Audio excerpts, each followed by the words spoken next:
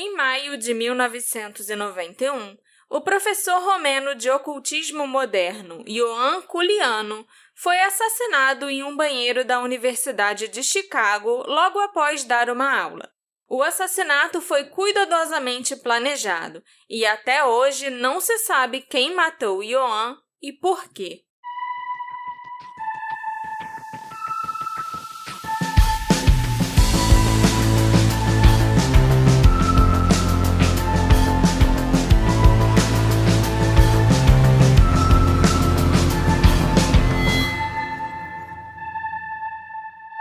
Olá, ouvintes queridos! Sejam bem-vindos ao novo episódio do Detetive do Sofá. Eu sou a Marcela, a host desse podcast. E hoje nós vamos viajar pela primeira vez para a Romênia, Alexandre. Opa! Terra do Conde Drácula. Ele é o único romeno que eu conheço. Até agora, né? Nesse episódio nós vamos conhecer vários outros romenos, que não são famosos iguais ao Drácula, mas eu acho que vai ser um episódio interessante. Eu aprendi muito sobre a Romênia enquanto eu escrevi esse caso. Isso me lembra que eu tenho que terminar de ler o livro do Drácula, que tá aqui do meu lado. Você só lê o livro do Drácula quando falta luz. É um problema que eu tenho com Se leitura. falta luz, o Alexandre vai lá, pega e lê enquanto espera a luz voltar. Aí, quando a luz volta, ele guarda o livro e só pega de novo quando falta luz de novo. Exatamente. E assim ele não chegou nem na metade até hoje. Ele já chegou em Londres. Esse é o início do livro, amor. O livro do Drácula é um dos meus preferidos. Sim, eu acho maravilhoso a forma como ele é escrita, né? Você vai lendo a história através do diário e de cartas trocadas entre os personagens. Isso é muito legal. Sim, foi muito legal. O meu problema é meu mesmo, de conseguir sentar e ler uma parada sem as distrações do mundo moderno. Fica aí. Ou é algo que precisa ser diagnosticado? Vai saber. Mas, antes disso, eu quero falar a todos os nossos ouvintes que esse podcast ele conta com o apoio de pessoas maravilhosas que nos patrocinam.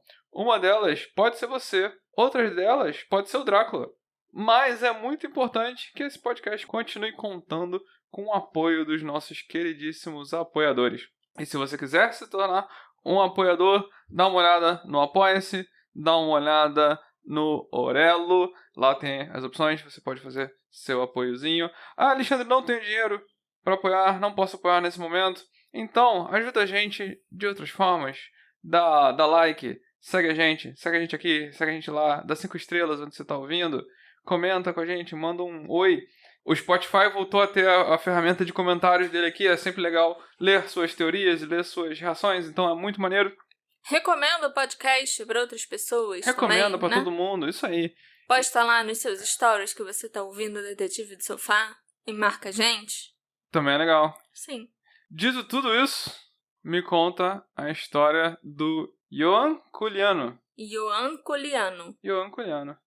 Aos 41 anos, o professor Ioan Culianu, que lecionava na Universidade de Chicago, era adorado por seus estudantes e admirado por acadêmicos de prestígio, como Umberto Eco e Harold Bloom. O professor Ioan era fluente em 8 idiomas, autor de 17 livros e detentor de 3 títulos de doutorado.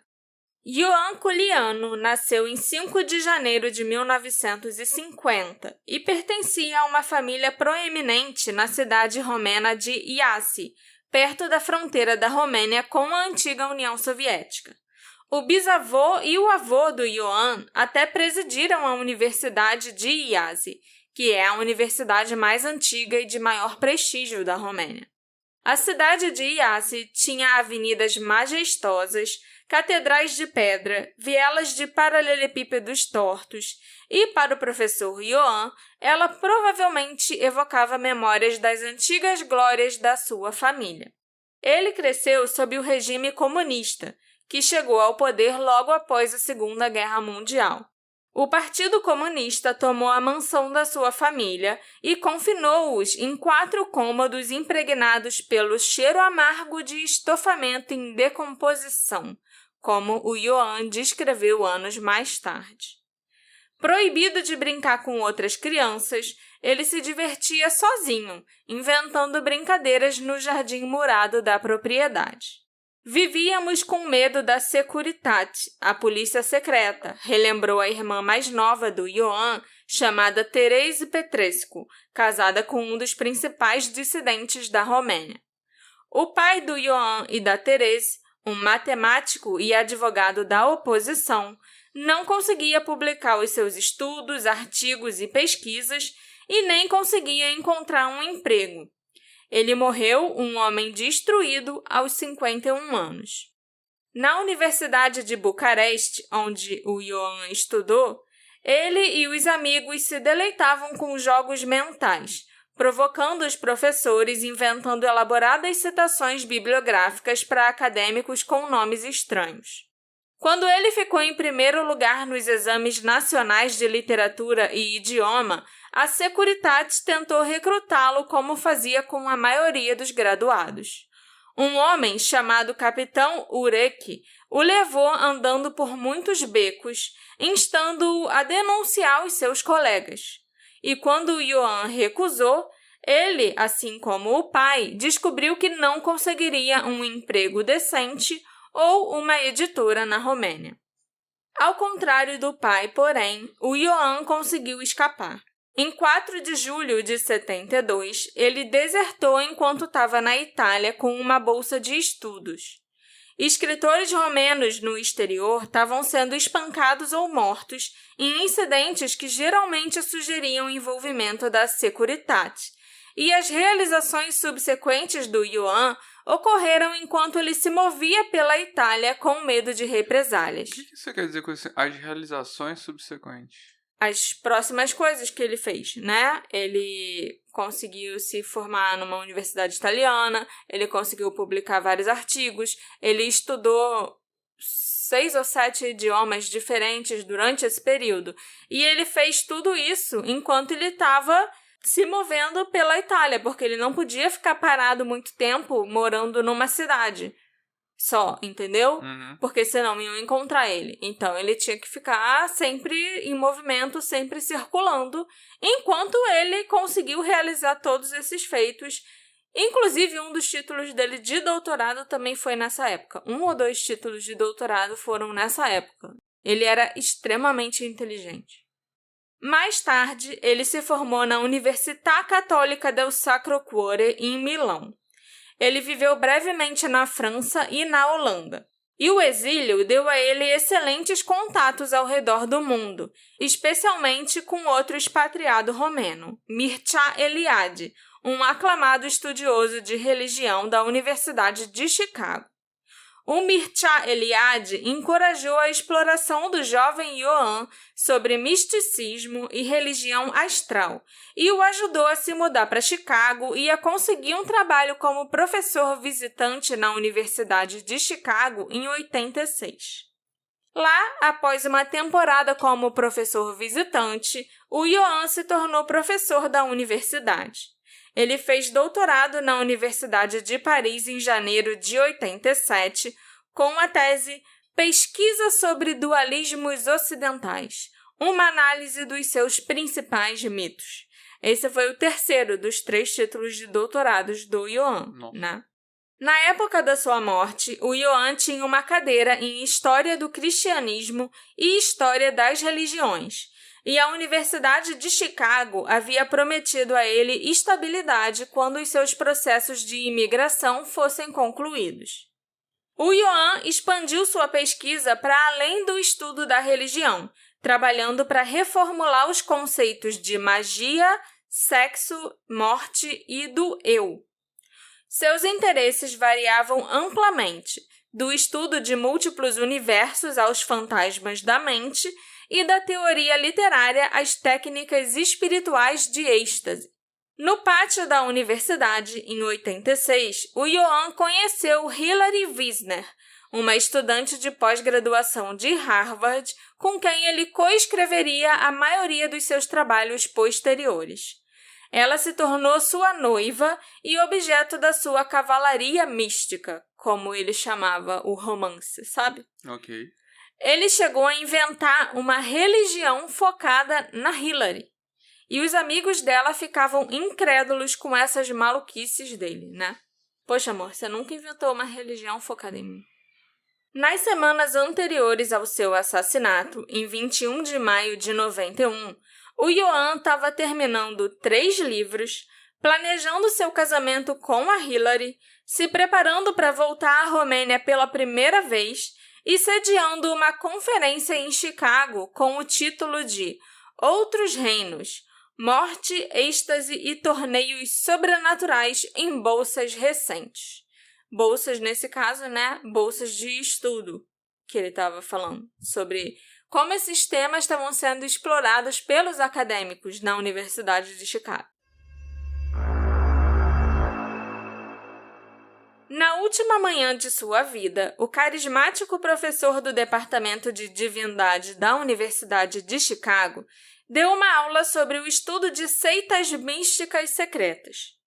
Um dos seus alunos de pós-graduação, chamado Alexander Argelis, estava apresentando um artigo para o corpo docente pela primeira vez naquele dia. Eu estava nervoso. O professor Ioan disse que não havia nada a temer, era apenas um rito de passagem, relatou Alexander. Ele me deu um tapinha nas costas e sorriu, nunca vou esquecer. O Ioan Culiano morreu durante o horário do almoço, em uma tarde ensolarada de maio, enquanto centenas de pessoas passavam pelo Swift Hall, o prédio onde ele trabalhava, para uma venda anual de livros da Escola de Teologia. Era o dia 21 de maio de 91. Depois de dar sua aula, o professor Ioan foi ao banheiro. E ali, dentro de uma das cabines, o Ioan foi baleado na cabeça. A arma do crime foi uma bereta calibre 25 que nunca foi encontrada. O assassino atirou nele de cima, provavelmente de pé no assento do vaso sanitário da cabine ao lado da dele. O único tiro cortou seu cérebro e explodiu por uma narina. Ninguém viu o assassino fugir. As chaves e a carteira do Ioan ainda estavam em seu bolso e o seu relógio de opala preto ainda estava em seu pulso. O assassinato foi tão preciso que quando um aluno entrou no banheiro minutos depois, quase não havia sangue ainda. Tinha apenas o braço azulado do professor balançando abaixo da divisória. Essas pessoas sabiam o que estavam fazendo, observou o legista-chefe do condado de Cook, Robert Stein. Matar com um tiro de uma arma tão pequena quanto uma 25 não é fácil. É um tipo de execução no estilo KGB, um tiro na nuca. Essa morte violenta em um campus pacífico surpreendeu e aterrorizou a comunidade universitária. Conforme os dias passavam sem nenhuma prisão à vista, a preocupação da comunidade aumentava. Quem matou o professor Culiano? Na época, em 1991, tiroteios em campus eram raros. A maioria dos que ocorreram foi perpetrada por alunos ou colegas descontentes. Mas a polícia não conseguiu encontrar nenhuma evidência de tal motivo para o assassinato do Ioan. Ele era popular entre os alunos e professores. Não havia sinal de roubo, então, lógico que o roubo foi descartado como motivo. Os relacionamentos íntimos da vítima também pareciam não dar motivos para suspeitas. Ele estava noivo e feliz, e não tinha rivais românticos ciumentos ou ex-namoradas vingativas. Com os motivos usuais eliminados, os policiais começaram a procurar outras possibilidades. E é aqui que as coisas começam a ficar estranhas. Para começar, a polícia se perguntou se o assassinato do Ioan poderia estar relacionado ao seu profundo interesse acadêmico em magia e ocultismo. O Ioan estudou assuntos esotéricos como bruxaria, adivinhação e transmigração de almas. E ele não era apenas um estudioso do ocultismo, ele também era um praticante. Ele fazia leituras de cartas de tarô e tinha o hábito de fazer previsões que se mostravam estranhamente precisas. Por exemplo, o Ioan gostava de contar o futuro dos seus alunos e, frequentemente, ele fazia previsões que eram assustadoramente precisas. Em uma festa no campus da universidade, ele revelou o pânico oculto de uma aluna de pós-graduação sobre a sua carreira.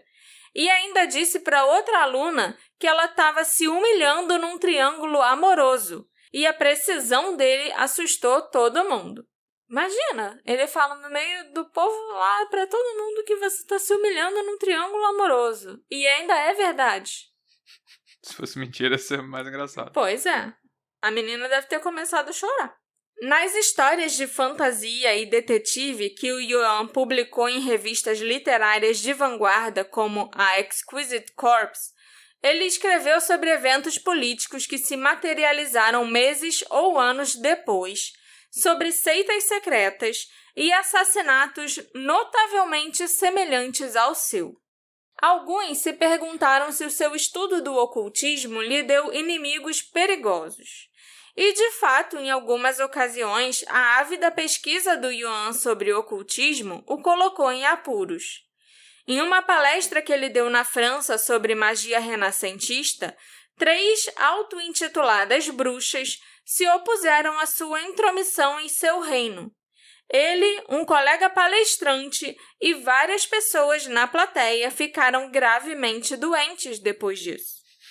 Palestras sobre esse tópico eram um empreendimento do qual ele se absteria no futuro, observou ironicamente o Yuan em seu livro Eros and Magic in the Renaissance.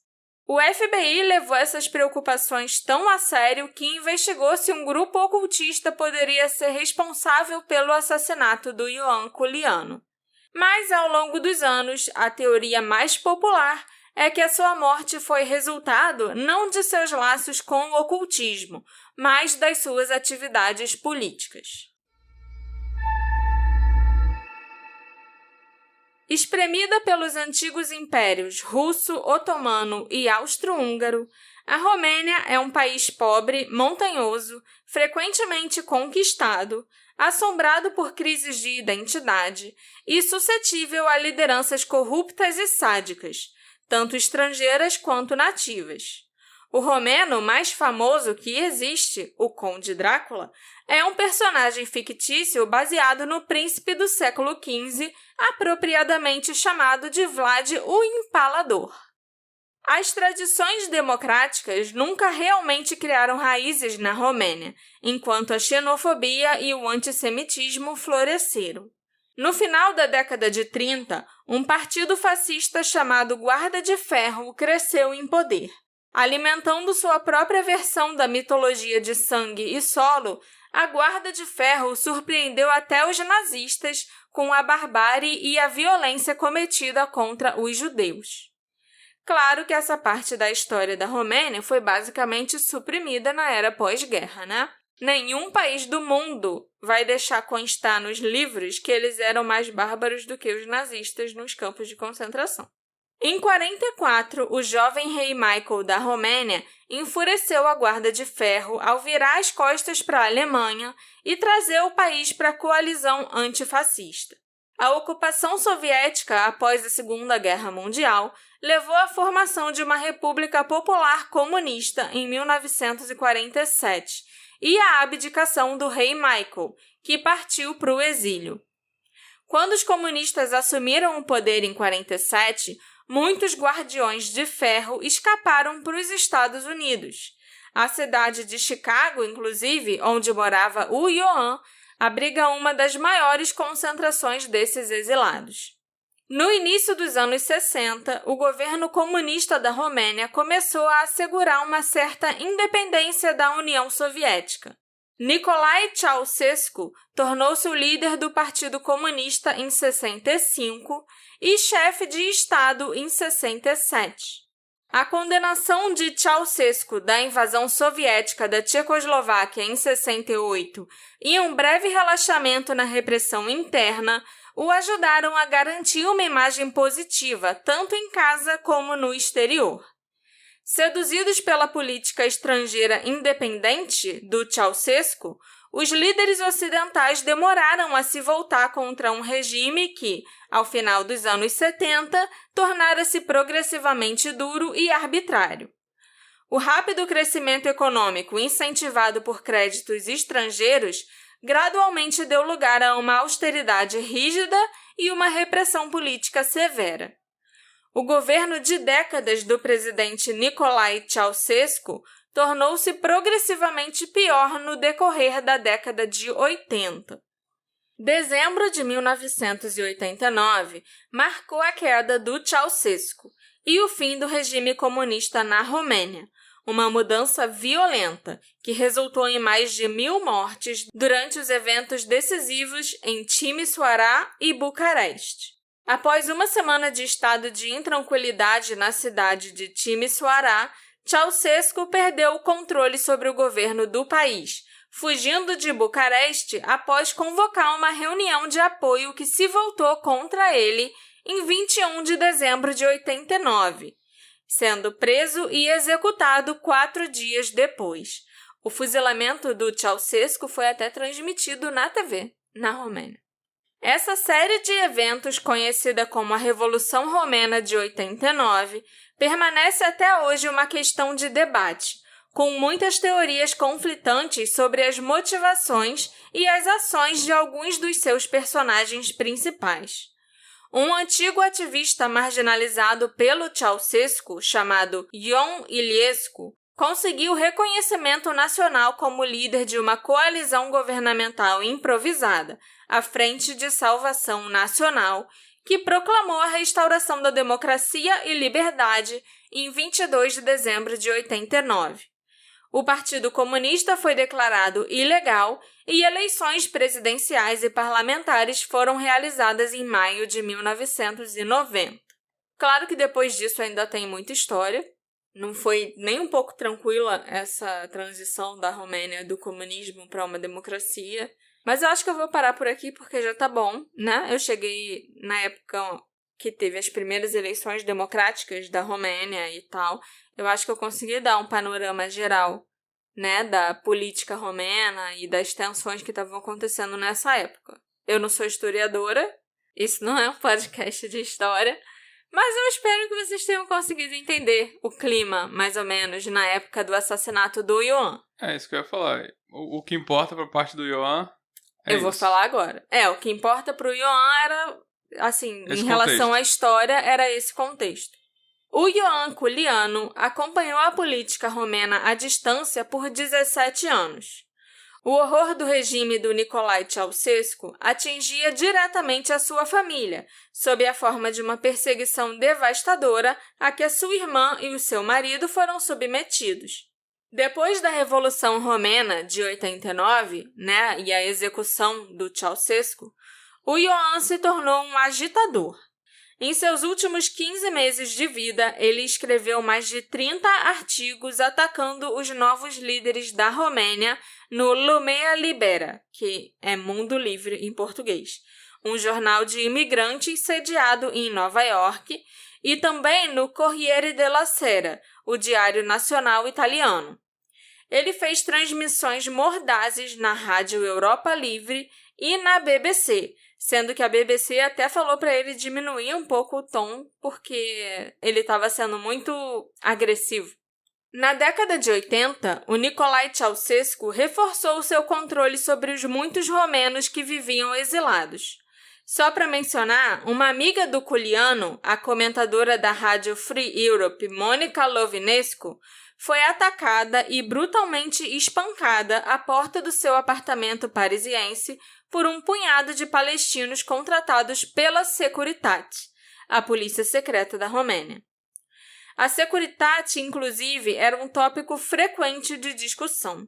As autoridades romenas diziam que ela foi dissolvida durante a Revolução, mas o Ioan Culianu afirmava que a Securitate continuava operando como parte do serviço de informação romeno. A Romênia, inclusive, é o único país entre os antigos países comunistas que nunca entregou a documentação relativa à sua polícia secreta. A gente sabe hoje em dia bastante coisa sobre a KGB, a gente sabe muita coisa sobre a Stasi, mas sobre a Securitate, especialmente, a gente não sabe nada. Muitos oficiais no governo pós-revolucionário eram veteranos do regime do Ceausescu e compartilhavam muito do seu desprezo pela democracia. As lutas de dezembro de 89 resultaram no paradoxo impressionante de uma revolução anticomunista produzindo um regime dominado por ex-comunistas. O governo da Romênia enfrentava uma economia estagnada e protestos frequentes. Uma direita antissemita para a qual alguns dos antigos associados do Ceausescu gravitaram e que parecia ser financiada por uma facção da Securitate, estava em ascensão no país. Quando o Ceausescu foi derrubado e depois morto, o Ioan Culianu escreveu por todo lado que o novo regime estava cheio de ex-comunistas que escaparam impunes. Ele confidenciou à noiva dele, a Hillary, que ele tinha certeza de que os seus telefonemas estavam sendo ouvidos e gravados por alguém. Um mês antes de morrer, uma entrevista abrangente com o Ioan Culianu apareceu na revista dissidente romena 22. Ele fez uma acusação mais devastadora nessa entrevista, ao afirmar que havia uma nova união da extrema-esquerda e extrema-direita na Romênia. A princípio relutante em falar, o Ioan Culianu passou a chamar a Securitate de uma força de estupidez histórica e ainda assim de profundidade invisível. Questionado sobre as eleições livres e a imprensa da Romênia, ele respondeu que os principais benfeitores eram fascistas recém-libertos. O professor antagonizou não apenas a extrema-esquerda e a extrema-direita, mas até mesmo o entrevistador, chamando a revolução de um desperdício trágico ditado pela KGB. Em abril de 91, um mês antes de ser morto, Ioan hospedou o idoso rei Michael na Universidade de Chicago, concluindo mais tarde que o monarca exilado era a melhor esperança de estabilidade em seu país. 3 dias antes do seu assassinato, ele decidiu cancelar sua viagem à Romênia, durante a qual havia planejado visitar sua mãe doente e participar de uma conferência da Academia Americana Romena, um grupo acadêmico conhecido por sua atividade anticomunista. Houve alguns incidentes suspeitos nos anos e semanas anteriores à morte do professor Ioan Culianu. O Ioan ficou particularmente perturbado, segundo os seus amigos, quando o apartamento dele foi invadido pela primeira vez, em novembro de 89. Uma TV, várias garrafas de vinho, um computador e vários disquetes foram roubados. Naquela época, as coisas ainda eram muito diferentes. Eram poucas as pessoas que tinham computadores pessoais em casa, né? E para ligar o computador e rodar um sistema operacional, era normalmente necessário um disquete com esse sistema ou programa que você queria rodar. Você tinha que salvar tudo em disquetes também. Por isso, não é surpreendente que disquetes tenham sido roubados, já que para usar o computador era muito provável que um disquete fosse necessário. Eu acho que não existia nem HD nessa época ainda. John Collins, um professor de teologia da Universidade de Chicago e colega do Ioan, disse que a preocupação do amigo sobre o roubo inicialmente parecia exagerada. Mas depois o Ioan contou que não era apenas os itens materiais e o valor do prejuízo que o incomodava. Ele interpretou essa invasão domiciliar como alguém enviando a ele uma mensagem de que eles poderiam chegar até ele. Depois da invasão, o Ioan se mudou para outra região de Chicago, para uma vizinhança considerada melhor e mais segura. Mas, em outubro de 1990, o apartamento do Ioan, já nesse novo bairro, foi assaltado uma segunda vez.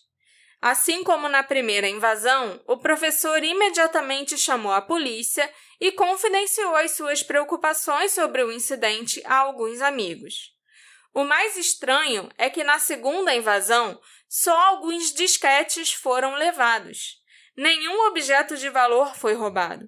E os disquetes em questão possuíam alguns trabalhos e até livros que o Yuan estava escrevendo na época. Depois desse segundo roubo em sua casa, o Yuan trocou as fechaduras e adquiriu uma apólice de seguro de vida, porque ele estava se sentindo ainda mais ameaçado. A terceira invasão ao apartamento do professor Yuan aconteceu em maio de 1991. Vocês devem se lembrar que ele foi assassinado no dia 21 de maio daquele ano. Mas a invasão aconteceu depois que o Yuan já tinha sido morto. A noiva dele, a Hillary, foi quem percebeu que tinham entrado no apartamento e foi quem deu falta de mais disquetes com trabalhos inacabados do Yuan. Além disso, o Yuan, junto com outros críticos romenos, supostamente vinha recebendo ameaças de morte antes do seu assassinato. Essas ameaças começaram a chegar por cartas, depois passaram para o telefone, até que as invasões à casa dele começaram a acontecer. Mas não se sabe se essas invasões são relacionadas à sua morte ou se foi só uma coincidência. O assassinato do Yuan Kuliano desencadeou uma série de eventos estranhos, rumores e casos de desinformação. Ele tinha enviado um dos livros dele de presente para o rei Michael em Genebra, na Suíça.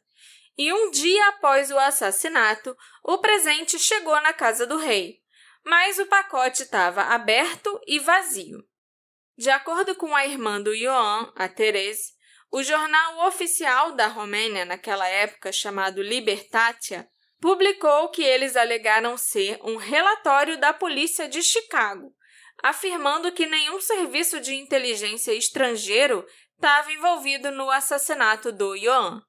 Mas a polícia de Chicago nunca emitiu tal relatório.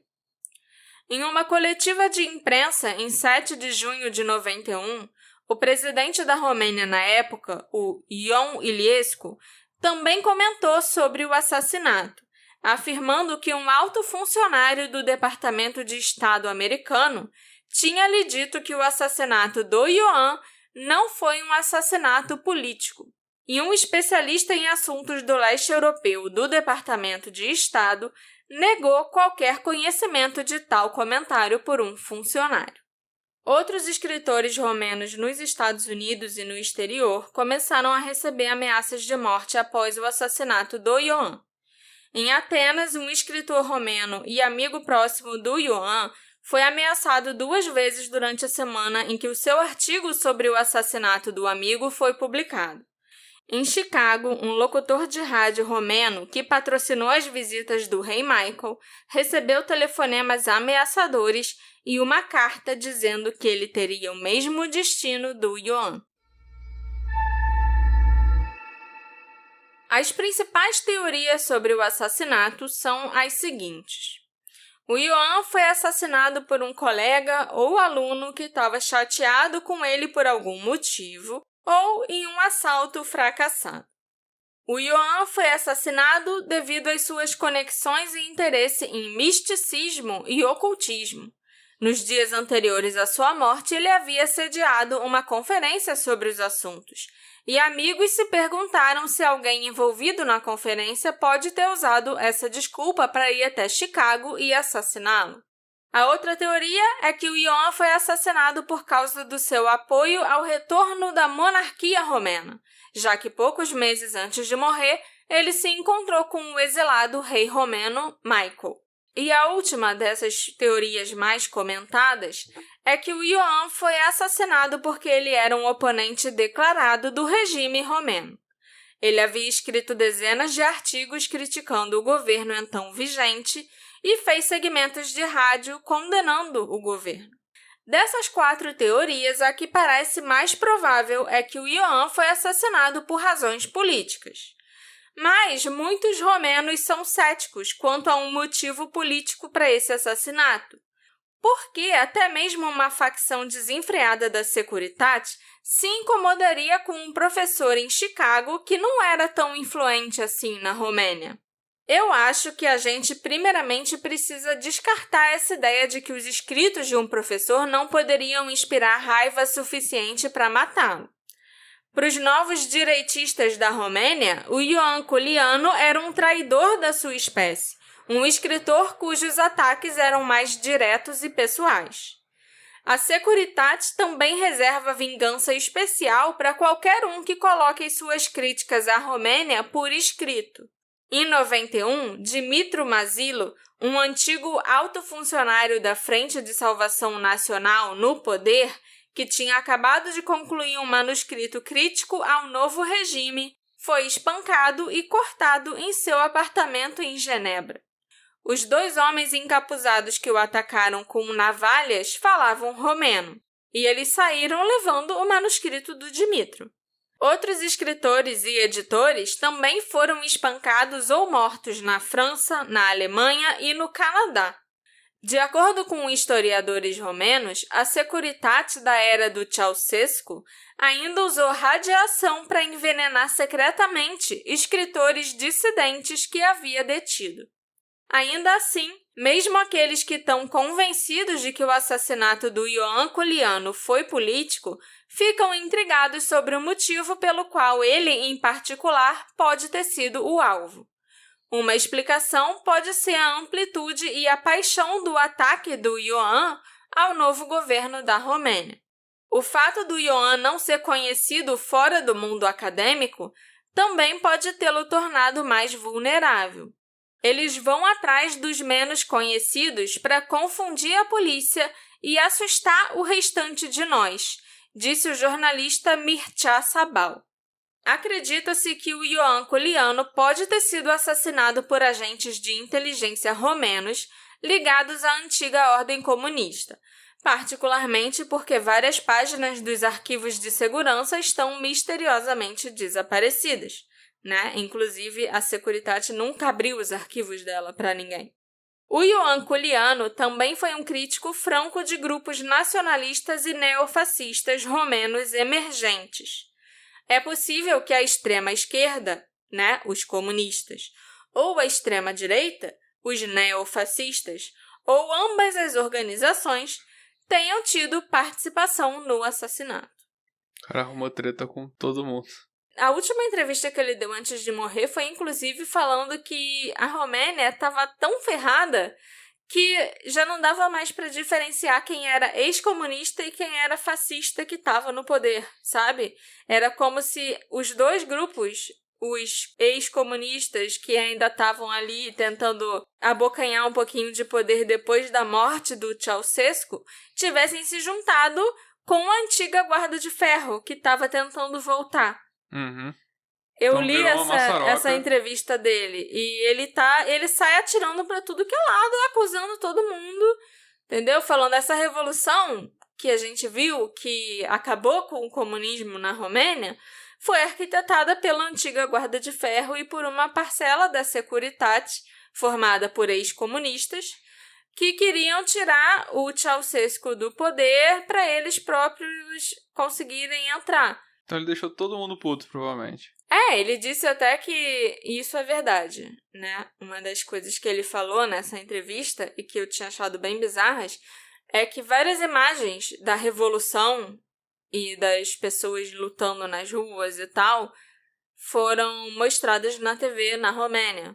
E também foram mostrados os corpos das pessoas na rua que tinham morrido na Revolução para acabar com o comunismo.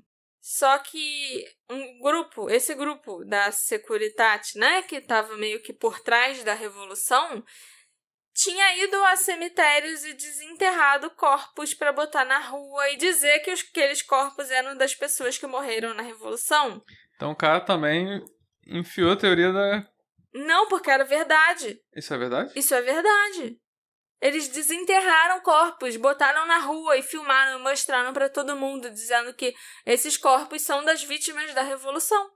E eram corpos que eles tinham desenterrado. E foi uma coisa horrível, porque a Revolução até começou meio que espontaneamente. Até foi uma revolução que começou por parte do povo que estava insatisfeito. Uhum. Mas a Revolução foi completamente sequestrada, entendeu? Uhum. E aí virou essa outra baderna que aconteceu depois, né? Eu até tinha incluído isso no roteiro e acabei tirando, porque eu achei que não precisava chegar a tanto, entendeu? Mas é pra você ver que ele realmente enfureceu todo mundo e as coisas que ele estava denunciando não eram malucas, não eram mentiras, entendeu? Então, eu realmente acho que é possível que ali na Romênia, naquela época, o comunismo e o fascismo tenham se juntado para criar a nova democracia, entendeu? O novo governo pós-revolução. E aí, nisso, acabou que ele foi assassinado. É uma das teorias que eu acredito ser mais plausível. Mas eu ainda vou falar uma última teoria agora no final. Tem só uma última teoria que eu queria compartilhar com vocês e que chegou até mim pelo Reddit, através do usuário Postal History. Essa teoria foi publicada num livro chamado Secret Lies and Consequences, de autoria do professor Bruce Lincoln. E essa teoria tem a ver diretamente com outro exilado romeno que eu mencionei no início do episódio, o Mircea Eliade, que era professor na Universidade de Chicago e foi quem ajudou o Ioan a conseguir um emprego lá e a ir para os Estados Unidos. O Mircea Eliade foi um dos estudiosos religiosos mais famosos de todos os tempos, e ele era extremamente admirado pelo Ioan, que seguiu essa carreira inclusive por causa do Mircea. Em março de 86, o Ioan foi recebido como professor visitante na Divinity School de Chicago, a faculdade de teologia onde o Mircea Eliade, aos 79 anos, ainda dava algumas aulas. Mas, poucos dias depois do Ioan começar a trabalhar na universidade, o Mircea sofreu um derrame e, em 22 de abril, ele faleceu. O Mircea Eliade deixou ao Ioan Culiano a tarefa de executor literário das suas publicações acadêmicas. Enquanto o Mircea estava vivo, a carreira dele foi brilhante e ele era uma figura incontestável. Ninguém falava nada de ruim sobre ele. Mas depois que ele morreu, algumas coisas bem sérias vieram à tona. Na década de 30, o Mircea Eliade foi apoiador da organização fascista romena, a Guarda de Ferro. O Ioan havia sido um defensor declarado do Mircea Eliade contra acusações de fascismo e antissemitismo. Mas após a morte do Mircea, ele começou a recuar um pouco em sua defesa, o que irritou a Christinel, a viúva do Mircea, que considerou o Ioan um ingrato. Nas décadas de 80 e 90, era visto como inexplicável e talvez inacreditável que um estudioso tão influente de todas as coisas sagradas e divinas e editor de enciclopédias estivesse escondendo uma mancha tão horrível no seu passado. As pessoas debatiam se o Mircea Eliade realmente apoiava a Guarda de Ferro ou se palavras de outras pessoas haviam sido impressas em seu nome e assim por diante. Ele podia ter sido citado incorretamente ou podiam estar querendo acabar com a reputação do ilustre professor. Durante a sua própria vida, o Mircea negou e mentiu consistentemente sobre as suas políticas juvenis. Poucos dias antes da sua morte, o Ioan correu até o escritório de outro professor que ele nem conhecia pessoalmente e disse para esse professor segurar uma pilha de documentos. Esses documentos eram traduções em inglês dos artigos do Mircea Eliade dos anos 30, em que ele elogiava e apoiava a Guarda de Ferro. Por muitos anos, esses artigos ficaram inacessíveis. Afinal, a Romênia era comunista e era proibido que as pessoas buscassem propaganda fascista nas bibliotecas. O professor Bruce Lincoln, o autor do livro e dessa teoria, recebeu esses artigos desse outro professor, com quem o Ioan largou tudo, em 2003. Ele os leu e os guardou em sua mesa, porque eles não podiam ser publicados naquela época por questões de direitos autorais. Quando o Bruce Lincoln se aposentou em 2017, ele encontrou os artigos na mesa dele. O Bruce Lincoln tinha sido aluno do Mircea Eliade na Universidade de Chicago, e naquela época os elos do Mircea com a Guarda de Ferro estavam começando a vir à tona, em 2017, quando ele reencontrou os artigos na mesa dele. Por algum motivo, enquanto fazia uma faxina no seu escritório após a aposentadoria, o professor Bruce jogou fora aqueles documentos sem pensar muito sobre isso. Mas, poucos dias depois, ele percebeu que tinha feito algo terrível. Ele determinou que a melhor coisa a fazer seria aprender romeno, encontrar novas cópias daqueles artigos e retraduzi-los para inglês ele mesmo. O professor Bruce Lincoln descreve as teorias do assassinato do Ioan da seguinte forma. Ele desconsidera a teoria da securitate, que frequentemente surge devido à aparência profissional do assassinato e porque o Ioan era um acadêmico antifascista pequeno. Ele não era um cara tão conhecido e popular assim. E é ilógico que críticos mais ferrenhos e mais famosos tenham sido deixados intocados. O professor Bruce Lincoln também descarta a teoria que o Ioan pode ter sido assassinado por algum romeno-americano. Os romeno-americanos de Chicago consideravam o Mircea Eliade o apoiador mais importante da Guarda de Ferro. E em 1978, eles até o premiaram com uma taça de bronze gravada com o logotipo da Guarda, ou seja, o equivalente romeno de uma suástica. Mesmo que a política do Ioan Coliano tivesse mudado, ele ainda era o sucessor direto do Mircea Eliade. Uma pessoa, no entanto, ficou extremamente indignada com o comportamento do Ioan, a viúva do Mircea Eliade, a Christinel, que lutou ferozmente para garantir os direitos autorais completos sobre as obras do marido, direitos esses que tinham sido deixados para o Ioan no testamento do Mircea. E não só isso. O Ioan Coliano, que aos olhos da Christinel devia toda a sua carreira ao Mircea Eliade, estava planejando publicar aqueles artigos fascistas que o Mircea tinha escrito na juventude, nos anos 30. A existência desses artigos, por si só, era comentada e debatida em periódicos de estudos religiosos, mas eles nunca tinham sido vistos na íntegra.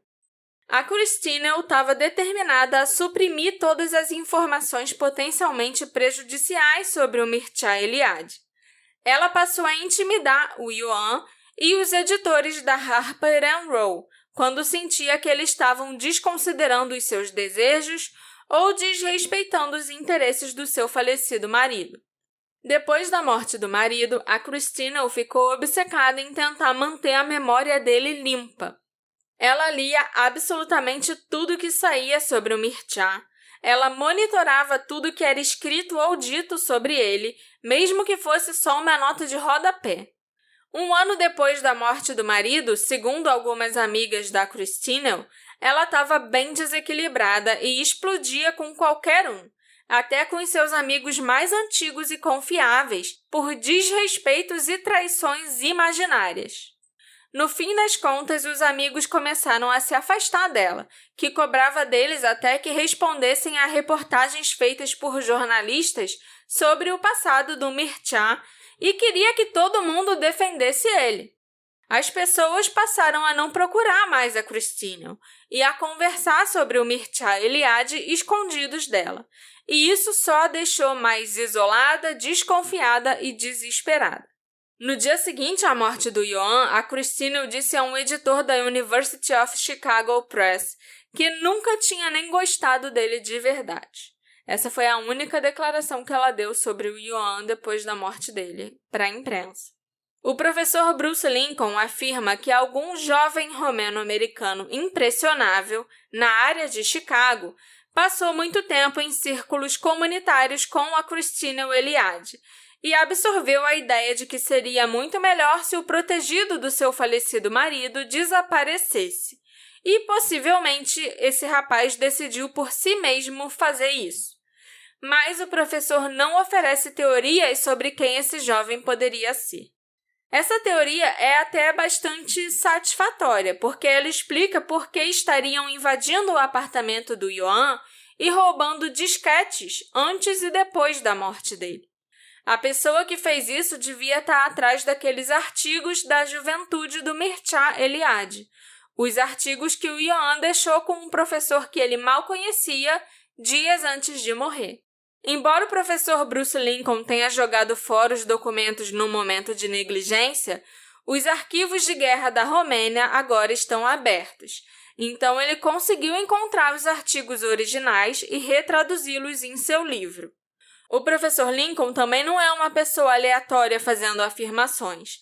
Ele é provavelmente um dos estudiosos religiosos mais conhecidos da sua própria geração. Ele tenta fazer justiça ao legado do Ioan Culiano, analisando a política de guerra e pós-guerra do Mircea Eliade em detalhes nesse livro. E tem um outro detalhe interessante. Num dos artigos que saíram logo alguns dias após o assassinato do Ioan, os investigadores da polícia de Chicago comentaram que ele foi morto com um único tiro na nuca, com uma Beretta calibre 25. E essa era uma pistola de pequeno calibre que tinha o defeito de emperrar, e, portanto, era totalmente inadequada para um assassino profissional. Mas ela tinha a vantagem de caber confortavelmente na bolsa de uma mulher.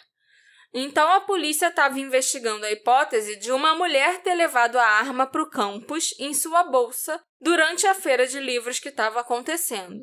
E lá, a mulher passou a arma para o atirador, e depois que o assassinato foi concluído, a pegou de volta e guardou na bolsa novamente. Eu só encontrei a menção a esse detalhe, sobre a polícia estar investigando essa hipótese da bolsa de uma mulher e tal, em um artigo.